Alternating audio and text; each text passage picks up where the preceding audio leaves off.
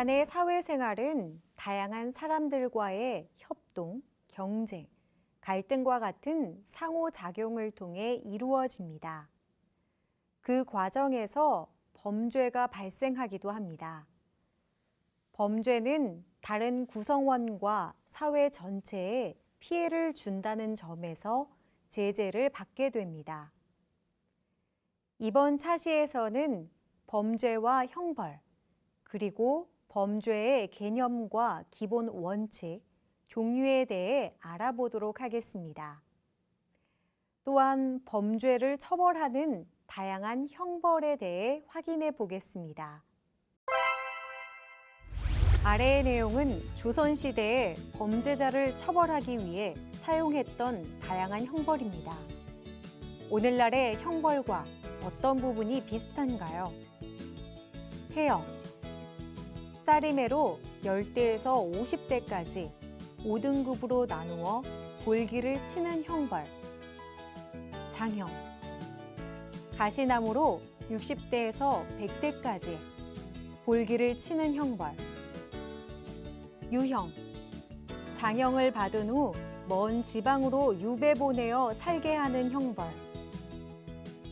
도형, 장형을 받은 후 1년에서 3년까지 5등급으로 나누어 힘든 일을 시키는 형벌.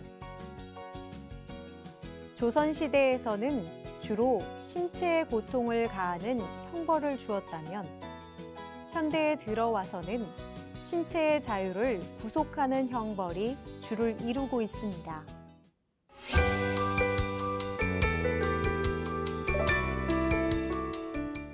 범죄란 국가가 보호하는 이익과 가치에 어긋나는 중대한 반사회적 행위를 뜻합니다.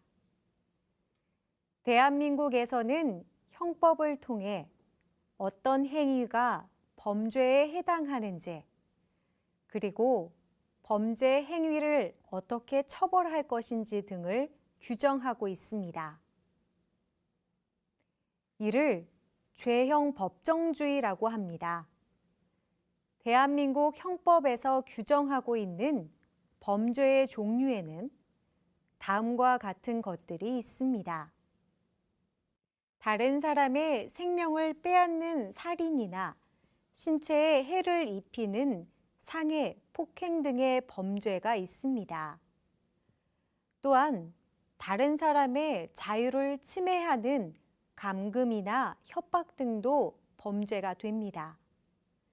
그리고 절도, 횡령, 사기처럼 다른 사람의 재산에 피해를 주는 것도 범죄에 해당합니다. 또한 다른 사람을 모욕하거나 명예를 훼손하는 것도 범죄 행위입니다. 최근에는 인터넷이 발달하면서 사이버 공간에서의 협박, 명예훼손, 사기 등과 같은 새로운 형태의 범죄가 점점 늘어나고 있습니다. 이외에도 일상생활에서 흔히 일어날 수 있는 가벼운 위법 행위도 범죄에 해당하는데 이를 경범죄라고 부릅니다.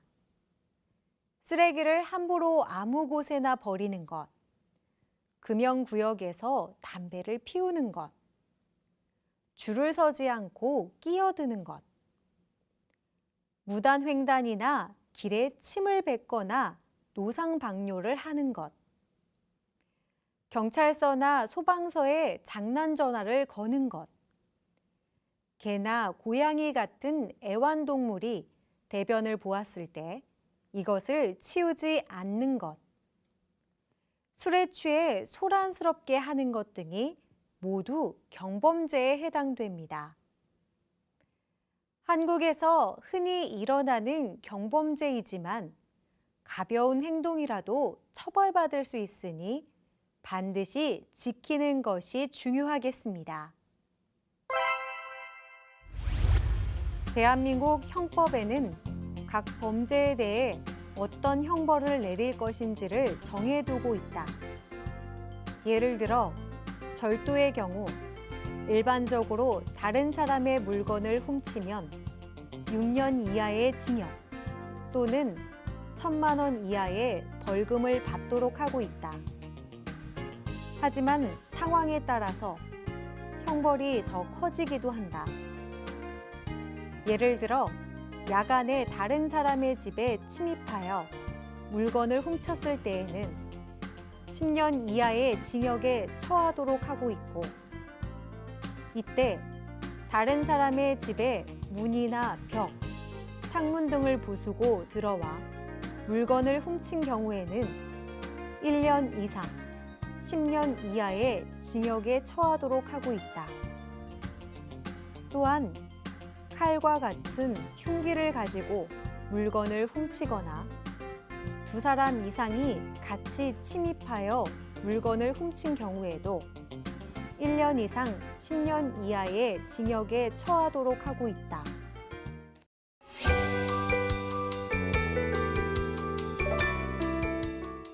재판의 결과 죄가 인정되는 사람은 그 죄의 무게에 따라 처벌을 받게 됩니다.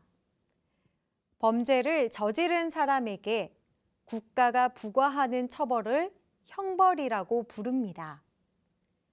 형벌은 범죄자로 하여금 범죄 행위에 대한 대가를 치르게 할 뿐 아니라 다른 사람들이 범죄를 저지르지 않도록 경고하여 범죄를 예방하는 기능을 합니다.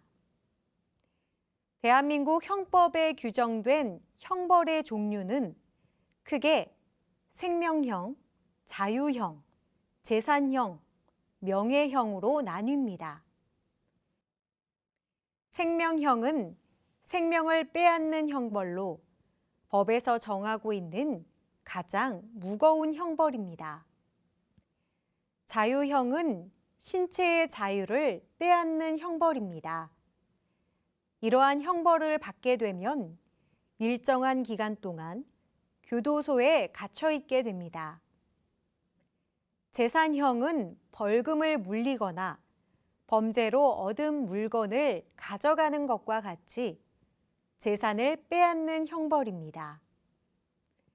명예형은 공무원이 될 수 있는 자격이나 선거권, 피선거권 등을 빼앗는 형벌입니다. 이외에도 일상생활에서 실수나 부주의로 경범죄를 저질렀을 경우에는 범칙금을 내야 합니다. 예를 들어 쓰레기를 아무 곳에나 버리면 5만 원의 벌금을 내야 하고, 금연구역에서 담배를 피우면 10만 원의 벌금을 내야 하며, 운전 중에 안전띠를 매지 않았을 때에는 3만 원의 벌금을 내야 합니다. 도시 바깥의 읍, 리 등 작은 마을에는 변호사 사무실이 없는 곳이 많아서 주민들이 법률 상담을 받기가 어려웠다. 이러한 어려움을 해소하기 위해 출범한 것이 마을 변호사 제도이다. 마을 변호사 제도는 법률적 도움을 받기 어려운 마을에 변호사를 두고서 무료 법률 상담을 제공하는 것으로 지난 2013년 6월 출범한 이래 2017년 기준으로 약 2,700여 명의 변호사가 마을 변호사로 활동하고 있다. 마을 주민은 마을 변호사 캠페인 사이트에 접속하여 해당 마을의 변호사 이름과 전화번호, 이메일 주소를 확인하여 상담을 신청할 수 있다.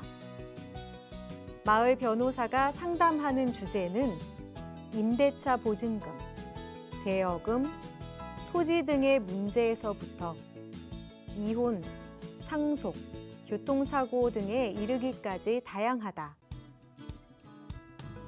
범죄란 무엇일까? 범죄, 국가가 보호하는 이익과 가치를 침해하는 반사회적 행위. 여러 가지 범죄, 생명과 신체에 해를 입히는 범죄, 명예를 훼손하는 범죄, 성적 자유를 침해하는 범죄, 재산에 피해를 주는 범죄 등 경범죄.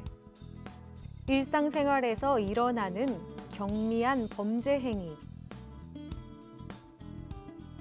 형벌에는 어떤 것이 있을까? 형벌. 범죄를 저지른 사람에게 국가가 부과하는 처벌. 형법에 규정된 형벌. 생명형, 자유형, 재산형, 명예형.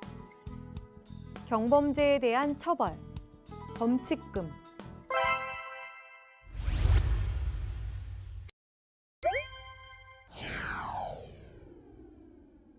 다음 글에서 설명하고 있는 개념이 무엇인지 쓰시오. 이것은 범죄와 형벌을 미리 법률로 규정해야 한다는 것을 의미한다. 법률이 없으면 범죄도 없고, 법률이 없으면 형벌도 없다는 말과 관계가 깊다.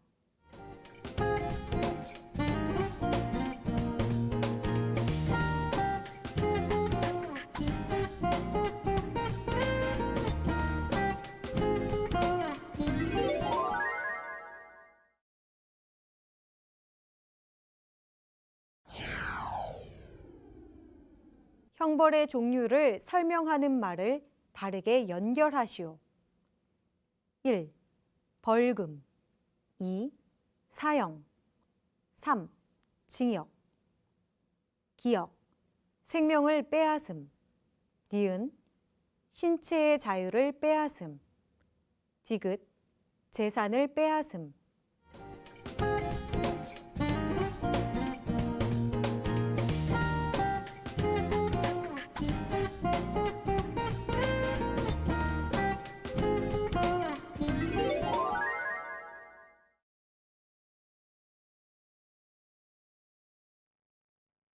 이번 차시에서는 범죄와 형벌, 그리고 범죄의 개념과 기본 원칙, 종류에 대해 알아보았습니다.